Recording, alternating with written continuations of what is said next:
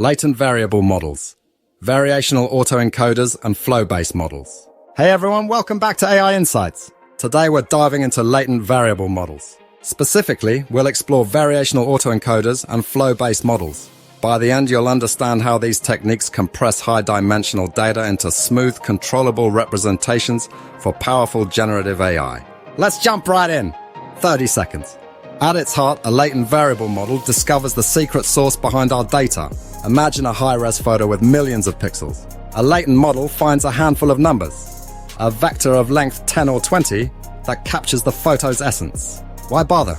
With that compact code, you can smoothly walk in that space. Morph one photo into another, or nudge a code to change brightness or style. Let's start with VACE. Picture a classic autoencoder. You squash the image down, then rebuild it.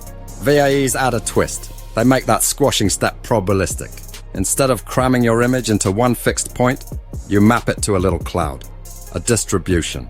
During reconstruction, you sample from that cloud. We train this using Elbow, aiming for good reconstruction and a neat latent cloud. The payoff? A smooth, continuous latent space great for interpolation. Next up, flow models like Real MVP or Glow. Instead of a fuzzy distribution, flows learn a perfect reversible mapping between a simple distribution and your data. Each layer is an invertible transformation, allowing back and forth movement without losing information. We can compute the exact likelihood of any data point. To generate new samples, simply run the process in reverse. No guesswork needed. Alright, quick comparison. VIEs offer a compact setup and are simpler to train.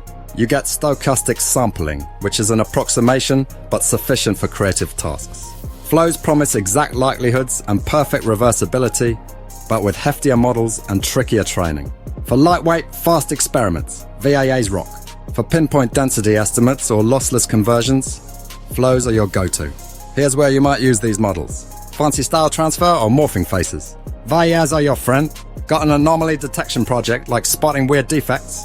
Flows shine. And if you want to geek out, try mixing VAE encodings with a small flow on top for finer adjustments. These tricks can enhance your project significantly. And that's our whistle-stop tour of latent variable models. If you learned something new, give this video a thumbs up. Hit subscribe and ring that bell for future AI deep dives. Drop your questions or project ideas below. I love reading your comments. Thanks for hanging out, and I'll see you next time on AI Insights.